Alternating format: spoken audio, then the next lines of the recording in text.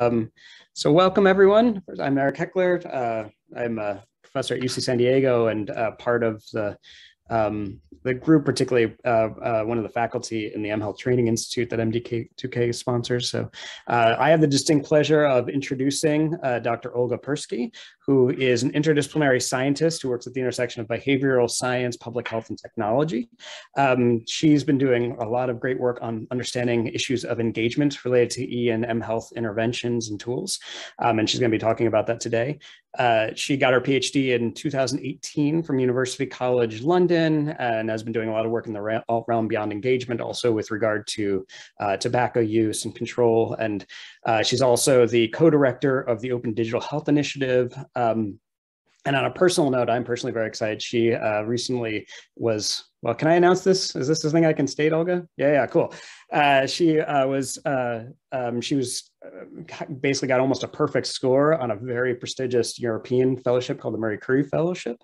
And I'm excited that she will be joining me, actually working for 2 years at UC San Diego, and then following this year in Finland. So it's going to be a really cool effort. So anyway, but without further ado, I'll be quiet and let Dr. Perski take us over. So Olga, please. Thank you so much, Eric, for the introduction, and thank you so much for having me. So today, I've kind of chosen a, deliberately provocative title here, and I'll be talking about some tools and frameworks for solving the engagement crisis in E&M health research and practice. Here's just some declarations of interest. So what I want to talk about today is sort of in the first part to go through what I see as the engagement crisis. So really thinking about what's the problem and why should we care. Then digging a little deeper into this in part two, we'll be looking at what is user engagement, how can we define it, and also how can we go on to measure it. And then finally, thinking a bit more about different tools and frameworks that might be useful for tackling this engagement crisis. So just to give a bit of background, I don't think I need to give too much background to this crowd, but as we know, digital interventions can be effective for lots of different health behaviors. So for example, helping people stop smoking, increasing their physical activity, and losing and maintaining weight. But effect sizes are heterogeneous. And there's a few different potential sources for this heterogeneity. So we can think about differences in content. So for example, different behavior change techniques, change strategies, also different modes of delivery, but also thinking about the implementation of the different techniques. So thinking about the aesthetics of the intervention, and also of course, characteristics of the population and setting. But then something that's probably gained a little less attention is also the extent to which users engage with different interventions. So when we think about whether or not there's an engagement crisis, so we do know that some level of exposure to the intervention's active ingredients is necessary for interventions to be effective. But what we're seeing across the board is that engagement tends to be low on average. So when we're looking at controlled studies in research settings, we can see that in RCTs of web-based health interventions, it's been estimated that around 50% of participants engaged as intended, but estimates vary widely across studies, so between 10 to 90%.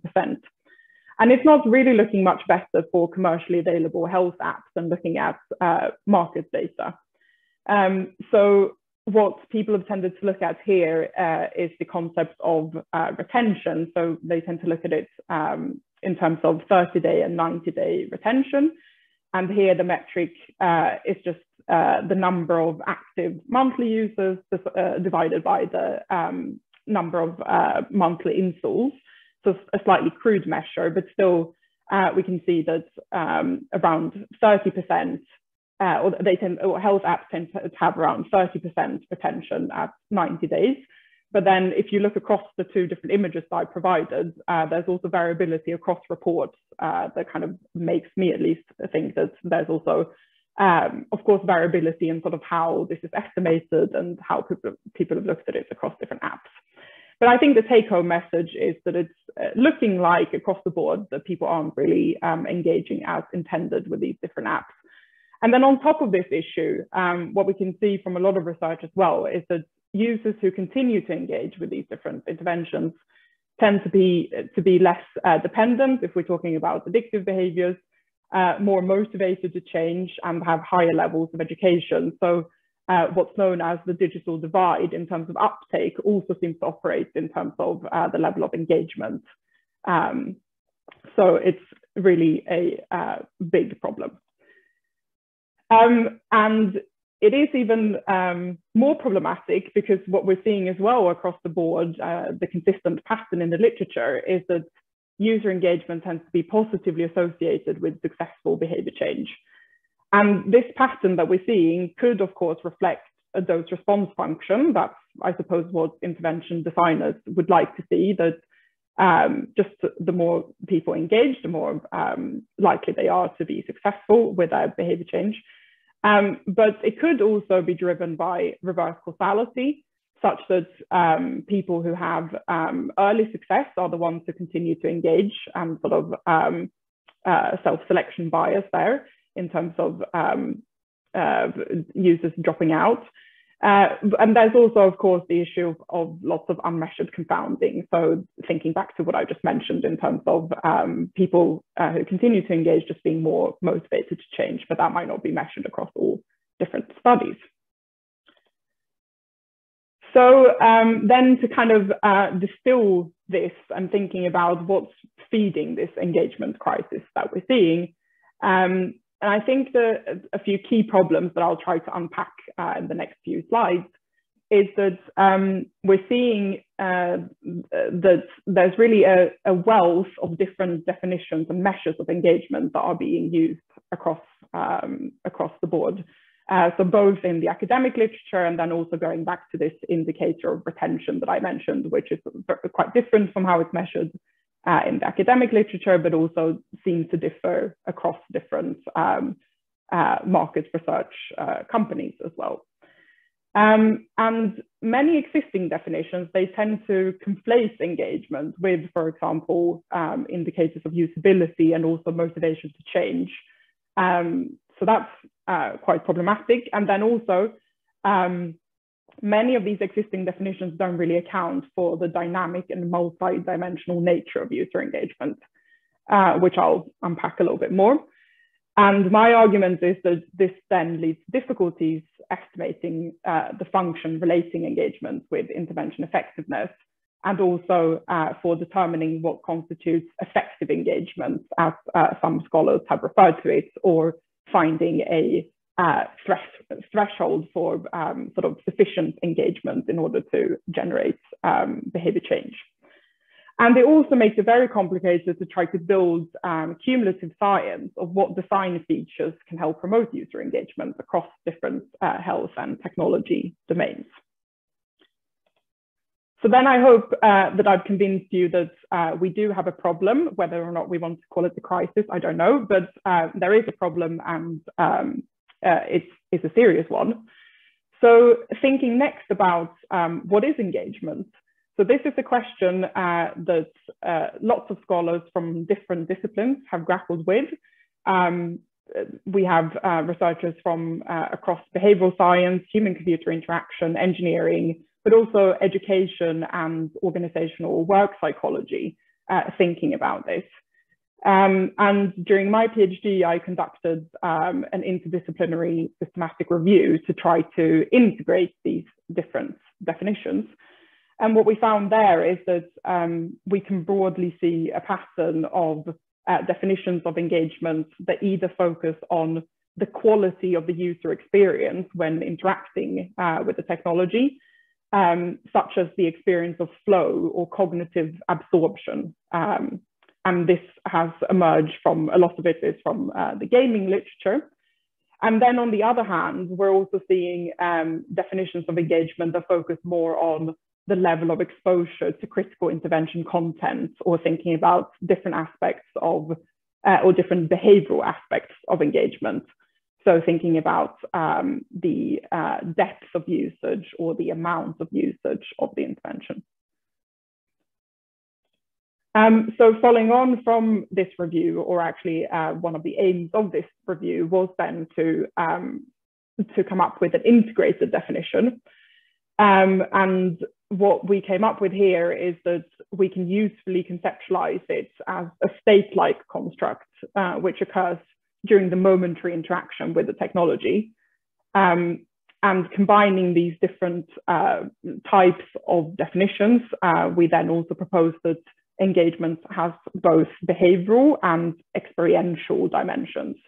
And when it comes to behavioral facets, thinking about the time spent or amount of use, depth of use, which relates to the different components or features that the user is interacting with. And then when it comes to the experiential facets, thinking about dimensions such as the level of attention paid and interest. And we also propose that engagement needs to be measured at multiple time points as it's a within-person process. So it might not be sufficient to just capture the level of engagement at the end of an intervention period, as it's typically done. We also sort of, moving on from this, so a few years later, we're also thinking that it might be useful to conceptualize engagement as an emergent property of a complex adaptive system. And this is really thinking about that several different conditions must align for engagement to occur. So still thinking in terms of these experiential and behavioral dimensions, and maybe at the intersection of those, there is the engaged experience. But then from this figure here, also kind of zooming out a little bit further. So this is again drawing on that systematic review that I mentioned before, but really thinking about the range of different factors that seem to give rise to the engaged experience. So I've highlighted there the sort of, well, engagement itself with the different behavioral and experiential facets, but then zooming out here and thinking about all of the different other factors that influence this experience. And here we've got things that may be more or less within the intervention designer's reach. So thinking about the content of interventions, such as behavior change techniques or different gamification techniques, and then also thinking about how they are implemented. So the message tone, or whether there is a narrative, whether there is personalization and tailoring. And then as part of this complex system, we of course also have other levels of the system, and thinking a bit more about population characteristics, such as age or education, the setting in which these interventions are implemented. And some of those might be a little bit further away from the intervention designer's immediate reach and might then need to be addressed at kind of a policy level, for example. So the picture is quite complex. And then to draw your attention to some other aspects when we think about engagement. So Lucy Yardley and colleagues were also highlighting in a very useful paper from 2016 that we also need to think about the difference between micro and macro levels of intervention engagement. And the distinction here is that micro levels of engagement is probably what I've referred to in the previous slides, thinking more about the user's interaction with the technology. And then with macro levels of engagement referring to, well, it is a little bit diffusely defined in that paper, but I take this to be interpreted as sort of the internalization of knowledge or skills that users get from the micro levels of engagement, which means that there might be transitions between interacting closely with the technology and then not really needing the technology in order to continue working towards behavior change. So it's of course not very straightforward how to define engagement, which means that this also raises questions as to when in the process and how frequently we should measure engagement in, for example, randomized controlled trials, and particularly when the aim is to understand the causal relationship between engagement and effectiveness. And again, in this very useful paper, there is a nice overview of different measures that can be used to capture the process of engagement, ranging from qualitative to quantitative measures.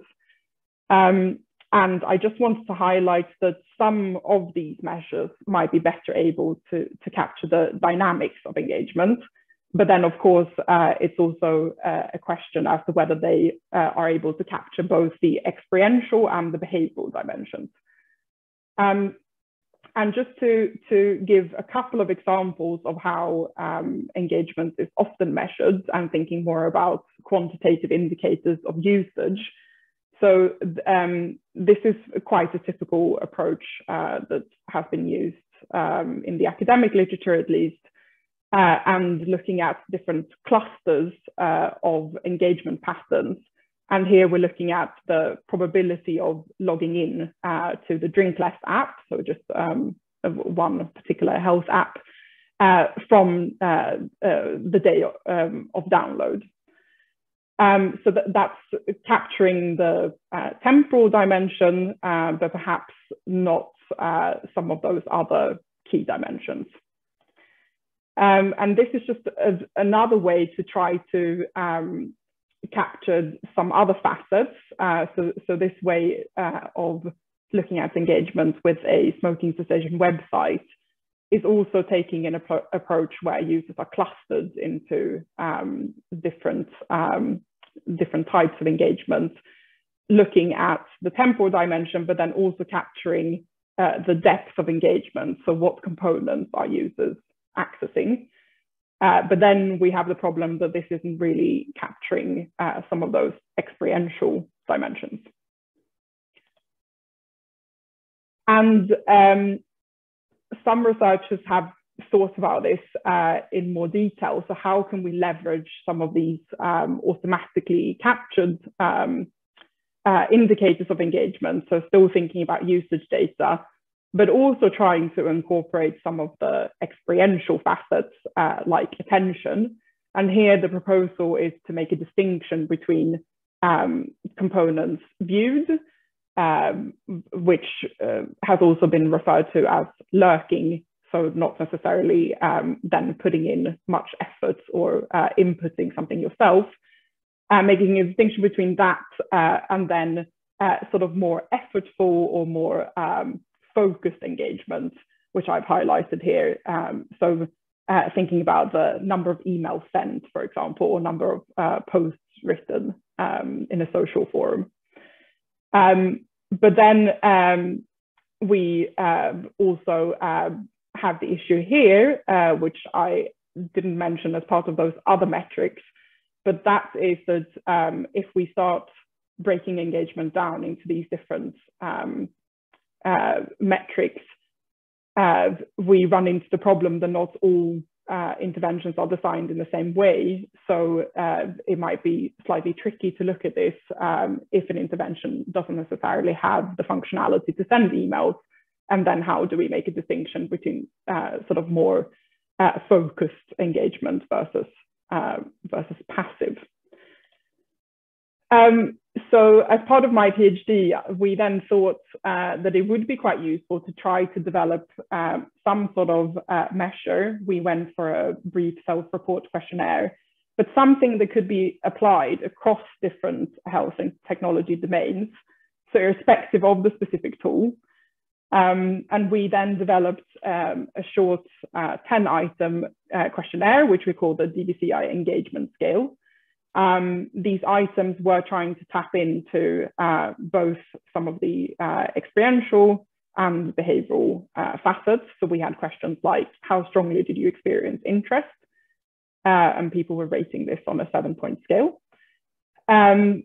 It was designed to capture the momentary state of engagement, and we tested this in 2 populations. So one population who had voluntarily downloaded the Drink Less app from the App Store. And then we also specifically recruited a sample who agreed to download and use the Drink Less app, and then tested the questionnaire with them. And so our initial attempts at validating this scale, we found that a two-factor solution did provide the best fit. So the experiential indicators did load onto one factor, which we called experiential engagement, and then the behavioral indicators loaded onto a factor 2, which we called behavioral engagement. However, this scale had moderate internal reliability and also quite low divergence and criterion validity. So it appeared that this was perhaps not the best way to go either. So just taking a moment here to reflect a bit on what we can say about the definition and measurement of engagement. So I think it's quite clear that we haven't yet solved this issue. User engagement is dynamic, it's multi-dimensional. It's got both experiential and behavioral facets, and that's quite clear from the literature in this area. But there is a bit of an issue in that few instruments are able to capture both of these different facets of engagement. And if they do approximate that, then they're not necessarily going to be applicable across different health and technology domains, and that kind of limits their utility as well in terms of helping us move forwards in terms of how we should measure engagement across trials and also in observational research. And even though the DVCI engagement scale was kind of defined with all of these different aspects in mind, it didn't seem to have acceptable psychometric properties. And also, it would probably be quite burdensome to ask users to complete this questionnaire following each technology interaction. So it might not be the best way to go. And given these different issues, we're still, of course, then having to grapple with that it's quite difficult to understand the causal relationship between engagement and effectiveness, and trying to tease apart these different explanations that I referred to earlier in terms of can we talk about the dose-response relationship, or is it due to reverse causality or confounding? But I don't want to end there on sort of just how complex it is, and start thinking a little bit more about that we might be able to make progress, even though we haven't quite nailed how to define and measure engagement. And this is really in terms of the aspect of the engagement crisis, which is referring to sort of low involvement, low use. So what we know from the literature, as I previously highlighted, is that there are many different reasons why users disengage with our digital interventions. And what some of my own research and research of other people have highlighted is that some factors appear more important for initial uptake or sort of initiation of use compared with continued engagement. So for example, when thinking about initial uptake, factors such as credibility, popularity of the tool, or that there is some sort of social proof, and also ease of use or usability are vital. But once those conditions are met, it seems that there are other factors which become much more important for whether or not people are going to continue to engage with our tools. And some of the key factors here that have stood out to me in my work are factors such as the perceived personal relevance or usefulness of the tool, also reciprocal interactivity, so whether or not there is a sort of two-way flow of information between the user and the technology, and also factors such as novelty and consistency with online and offline social preferences. And I just wanted to back this up by giving some examples, and then also starting to think a little bit about different tools and frameworks that might help overcome some of these issues. So when we think about perceived personal relevance and usefulness, something that's strongly coming out both from qualitative and also quantitative research is that a lot of our current tools don't really feel like they are catering to the individual and their unique situation and needs. So here is just a quote from a qualitative study where somebody is saying, well, if it's personal to me, you just get a sense of uniqueness and you're like, this is the best way for me to go based on how I am right now. But then it's not just about perceived personal relevance, because what we found as well, so in a series of N-of-1 studies with users who were aiming to reduce their alcohol consumption using the Drink Less app, what we found here is that different variables were important for predicting subsequent engagement. So that was usage data collected in the next 12 hours. So different variables were important for different individuals. And on the right-hand side, you can just see an example there that motivation to reduce alcohol consumption, which we measured with ecological momentary assessments, was significantly associated with engagement in the next 12 hours for 3 out of our 9 users in this study. And this was the pattern across all of the different variables that we looked at. So this also gives an indication that it's not just about whether or not people feel that the tool is personally relevant and sort of tailored to them, but we might also need to think about how to tailor the support provided to help people engage when they need it through different tailoring methods. And then another key issue is this lack of reciprocal interactivity. And this is also something that's come out quite strongly from qualitative work, that people feel that if you've got to put a lot of stuff in, then it's just seen as very effortful, and people feel like they're not really getting anything back that's useful to them. So thinking about potential solutions to these issues, I just wanted to highlight a few different things. I'm not going to talk about these in much detail, but just to highlight a few ways forward. And the first one is thinking broadly about incorporating user-centered design principles, and then thinking next about dynamic tailoring, such as just-in-time adaptive tailoring. And then finally, thinking a bit about chatbots and human-like support. And this is drawing on existing models, such as the model of supported accountability. So I'm not going to talk too much about user-centered design, and there are many different valuable approaches and methods that can be drawn on here. But this is just to ensure that the needs and values of the target users are taken into account.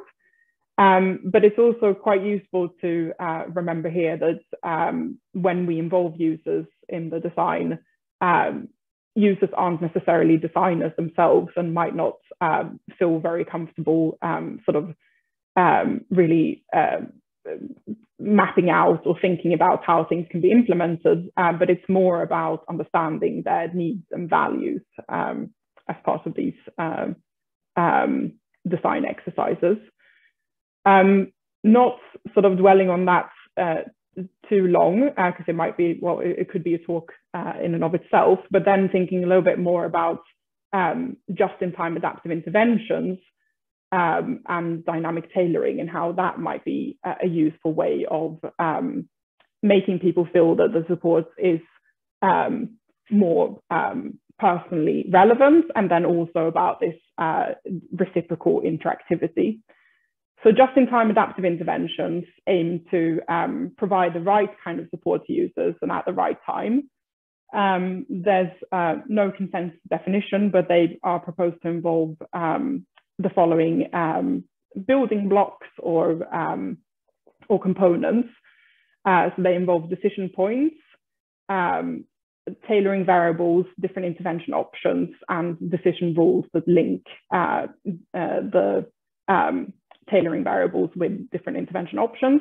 And then we can also look at proximal outcomes that might be on a more momentary basis, and then distal outcomes at perhaps a future point in time at a longer follow-up point. And to give an example of a just-in-time adaptive intervention, the SARA app, which is aimed specifically at increasing users' engagement. So the SARA app has decision points. So just focusing on this top level, I don't know if you can see my cursor, but so for example, here at or after 6 p.m. in the evening, there is a decision point to see whether or not users have engaged with the app or whether they've completed an evening survey.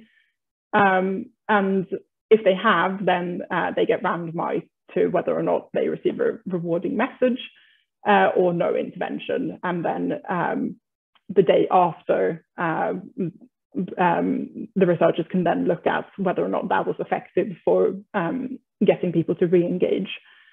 And this is just sort of a framework that can be applied. So thinking back to what we found in the series of N1 studies with users of the Drink Less app, I think we can also conceive of a just-in-time adaptive intervention where users' level of motivation is acting as sort of the tailoring variable, and whether or not it's below the person's average, for example, then a supportive message might then be provided to try to support engagement.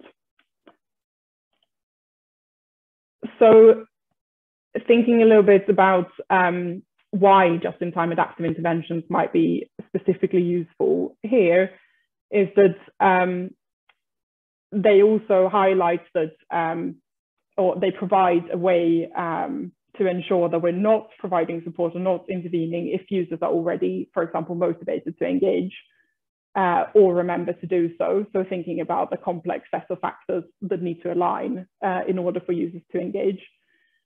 And that can also then help mitigate habituation and then unnecessary notifications that can also make people feel annoyed and then lead to disengagement. And I think there is also potential here to make data entry or interacting with the technology to make that feel less burdensome and to make the intervention feel a lot more reciprocal. Because users are getting something back when they're inputting information into the app in the form of tailored support that is meaningful to them.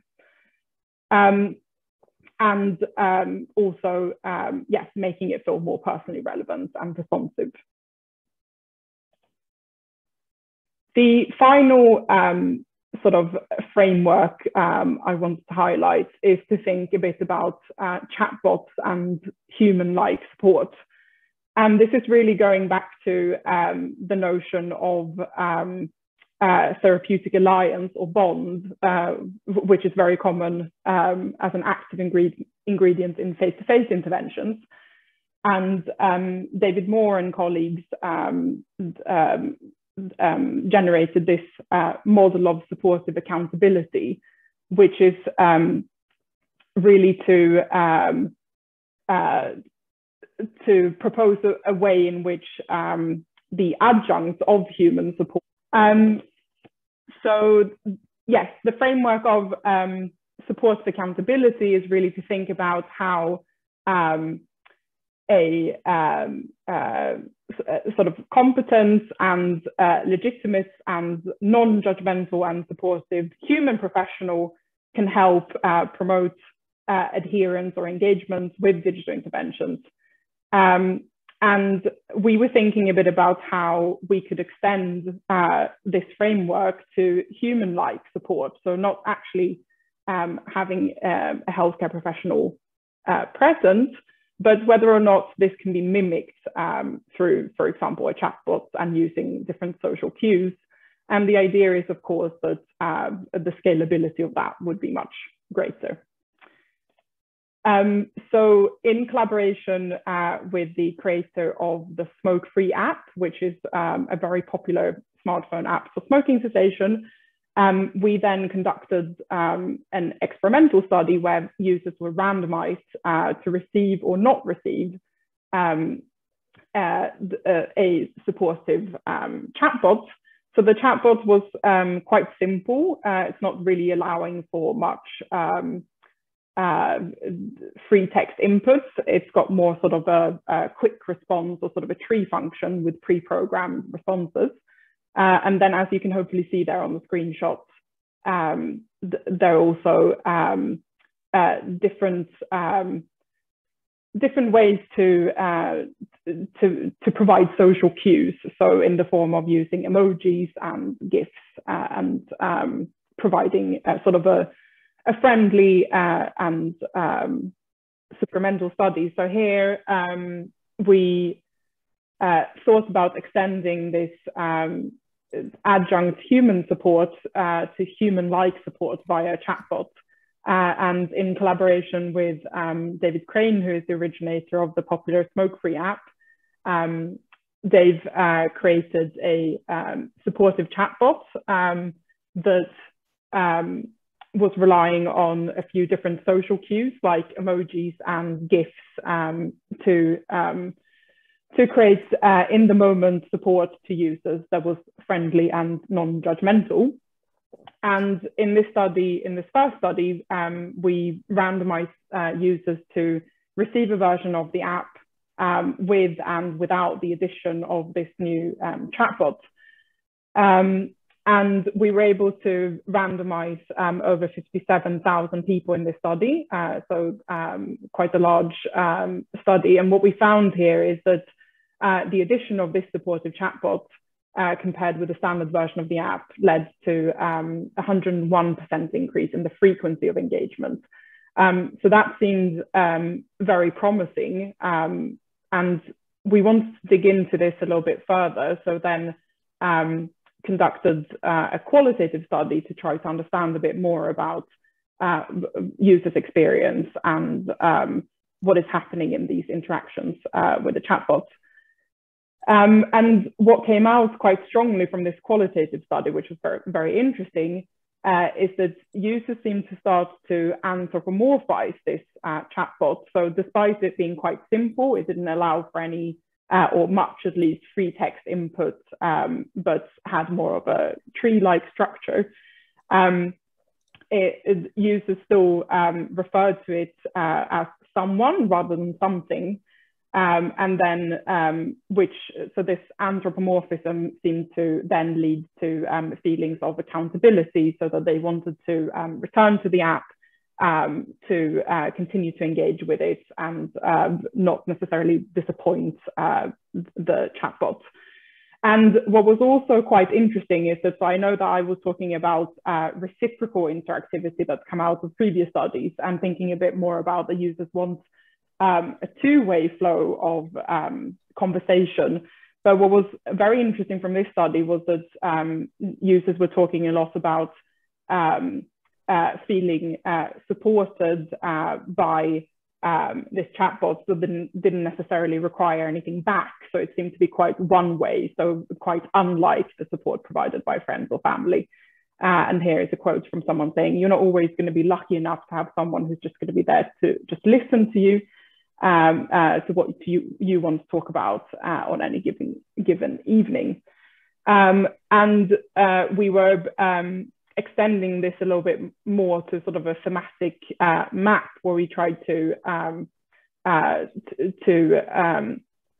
outline how this human-like support might then lead to feelings of accountability and engagement that's outlined here. And it seems like the interaction style and format of this quite simple chatbot, with its positive message tone and sort of quick check-ins, then leads to feelings of anthropomorphism and then accountability, which then leads to greater engagement. And this also seems to be moderated by users' perceived need for support, so kind of fluctuated a bit according to their cravings and their motivation to stay quit.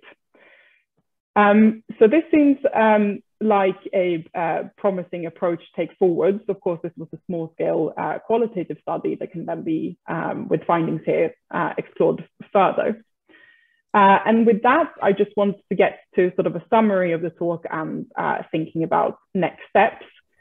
So what I've wanted to highlight here is that without considering the state-like and dynamic and also multifaceted nature of engagement, we risk remaining stuck in the engagement crisis.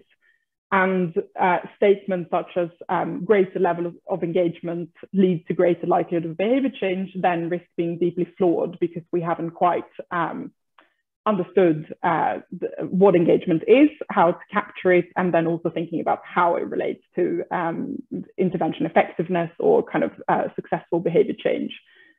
And there is a real need for unobtrusive measures of both experiential and behavioral facets of engagement. I don't think we've quite nailed it yet, but there is hopefully a path forwards if we start considering the state-like nature of engagement.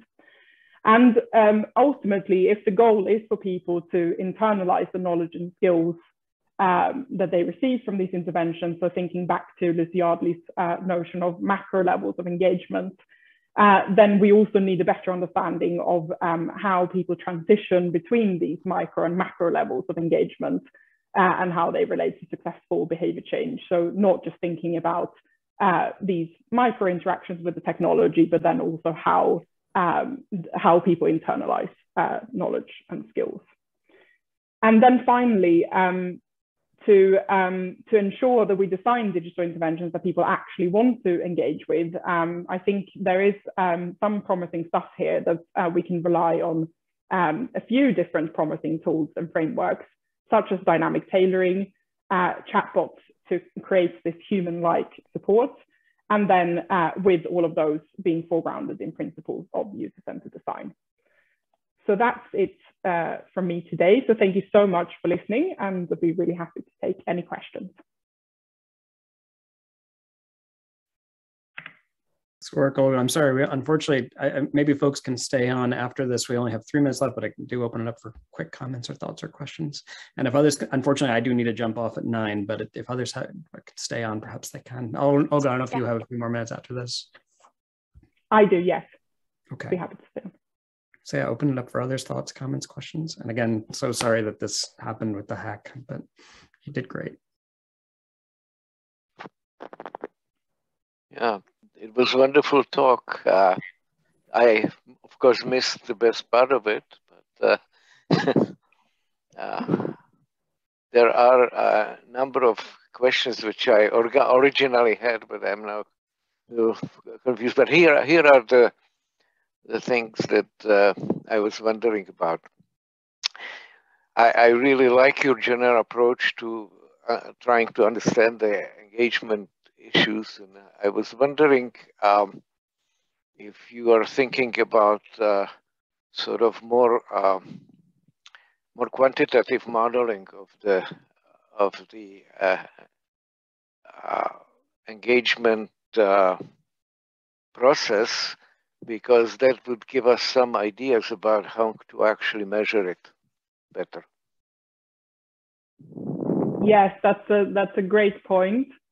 I was considering whether to sort of embed that in this presentation too. I think it was already a lot in there, but yeah, I think that's definitely part of the next steps as well, to start modeling how these different components go together and sort of over time, and thinking not just about sort of the direction and magnitude, but maybe also the sort of time flow as well.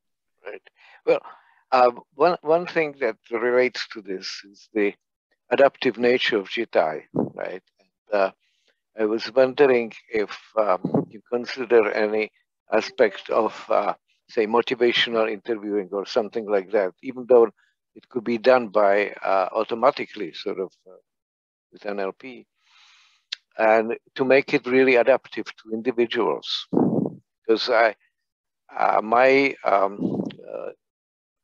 very rough analysis of engagement showed a lot of individual differences.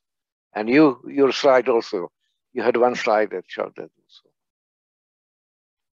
Yeah, I think that there's a lot of scope there to, yes, for individual differences, and also thinking about how we can maybe leverage what we already know works from frameworks of motivation, but then maybe embedding them within chatbots, for example. I think that's a really interesting way forwards as well. And also, I mean, it's interesting because it's a little bit difficult to tell from our chatbot work here, because the first quantitative study didn't have very granular measures of quantitative engagement. Got it. But I think it's interesting to see that very little seemed to be required in order for people to kind of feel that there is some social cues there. So when embedding motivational interviewing as well and really tailoring it to individuals, I think, yeah, that'd be very, very interesting. And the last part, sorry, I don't mean to monopolize you, but the last part was that I was wondering what initially causes people to engage, right? Because you're trying to figure out why they disengaged, but I haven't seen much of the impetus for engagement, or looking at the processes that actually cause the initial engagement, because usually it's a pretty scary part, change what you do in life. Another very important point. I think the reason why, well, at least I've focused less on it in my work, is perhaps also coming from sort of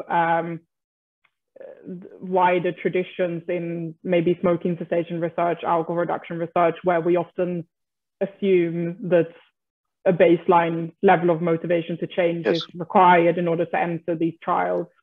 So despite people having this initial motivation that they really want to change, people disengage. So I think this was the entry point. But yeah, that's a very interesting point. Anyway, as well. I have lots more, but that's okay. I want to give time to other people. Thank you, Misha. We can continue the conversations later.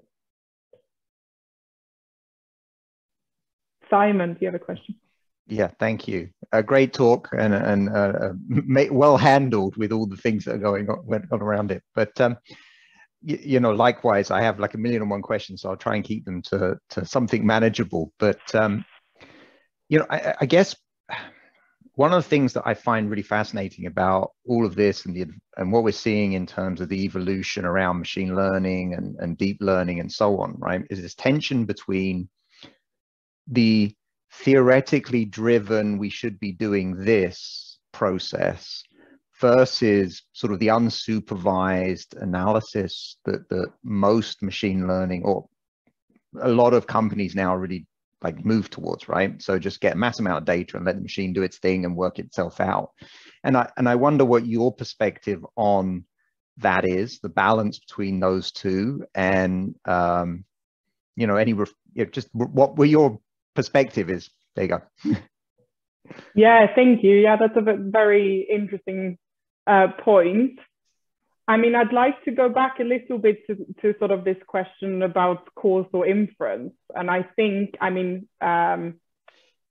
please feel free to disagree, but I think maybe that's where we may not want this kind of purely data-driven approach. And obviously it comes back to sort of machine learning, you know, explainability, etc., which might be, you know, part of it too, that we can have better understanding of what's driving these models. But I think when we do have this big problem of engagement often being conflated with things like motivation, or maybe some of these other population characteristics or thinking about things to do with the wider healthcare system, policy, landscape, then I think that might be a little bit dangerous, perhaps, in that we're not really sort of breaking down the process and understanding that maybe we're building these interventions only for the people who are most motivated and affluent, and yeah. So I think that would be my main hesitation towards that sort of black box modeling, but then of course thinking more about sort of glass box modeling and if there is explainability. So I'd be very interested in, yeah, perhaps you have a different take on that. Well, no, I mean, part of me has this perspective that potentially with a little bit of the unstructured process, I mean, there's an assumption, inherent assumption, right, that we know what's going on, right? So if you do a build forward perspective, right, that has to mean that we think we know, right? And we do. We have good models, and we believe the models are true and models are correct. But we could be wrong, right? And so one of the things I keep thinking about is if we had an unstructured data process, and depends what you target as an outcome, right? So if the behavior is the outcome, and whatever gets you to increasing behavior for more people, right? You could then do that and then reverse engineer to try and understand why is it occurring and in whom and how and so on. So almost like, can you build theory out of the data and the processes? But you're right, you don't want this completely, unexplainable scenario. So that explainability part is important, but you can kind of pick through the bones of that post hoc rather than, a priori sort of defining how it should go. Yes, no, I agree. And I think there's probably a role for both that and sort of taking a more kind of a priori model-based or theory-based approach. So ideally, I think we'd have them feeding into each other probably over time. Yeah, that's very interesting. Thank you.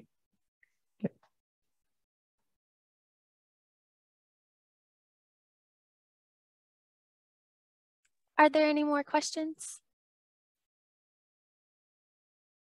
If I may add, or not, just offer one more question that I found really fascinating about the sort of the different competing, I want to say almost not really competing interests, but kind of converging areas of the technology, of the interventions, of the applications to the humans, the people that they come in with these varied levels of, I guess, desire of engagement. That graph where you had the people who were, really quite engaged, the people who dropped off slowly, and the people who dropped off quickly. I found that to just really be very illustrative. I wonder, from your experience, what is it, or what can, I heard there are different tailorings and different components to that people need. People have different needs. People come from different backgrounds or just have different needs that can be addressed using mHealth technologies. What do we do about the people for whom they're harder to reach, I guess, is the question I'm trying to ask. That curve that dropped off very quickly, those two other groups that just weren't very engaged, what are some items that we can do with some of those individuals? Yeah, that's a great question, and I think there's a few different potential kind of takes on that, how to answer that. I think one of them, which I'm going to go for now, but I mean there are other ways of thinking about it. I think it's also to sort of, well, mHealth may not be for everyone. So one approach is, of course, to try to optimize these technologies for the people who kind of are able to use them or are more likely to derive benefit from them. But then we sort of have obviously this tension between, well, how do we communicate that to kind of policymakers and make sure that, there's not de-investment in kind of more intensive face-to-face interventions, and how do we create these kind of maybe tiered systems to try to make sure that people get to the type of support that they need. But I think that, that is a potential approach, and also thinking back to kind of the map of kind of showing the complexity in terms of different factors that influence engagement. So some of those are obviously within the reach of intervention designers. We can think about how we optimize tailoring to just make it feel more personally relevant, for example. But then some of those aspects we of course can't really address by adding a chatbot, and creating opportunities to engage. Actually, it's mainly around kind of physical and social opportunity, right? And I think those will be very, very hard to kind of tackle using these different approaches. But then, yeah, I suppose it's sort of, do we take that fight almost and try to, intervene at kind of different levels of the system? I mean, there's also very good examples, I think, of trying to incorporate, for example, digital navigators into healthcare systems that can sort of, so John Torres' work, and so those are a few different ways to think about it. But yeah, it's a very, very complicated issue, of course. Well, thank you so much. I really enjoyed your presentation. Thank you. Thank you. So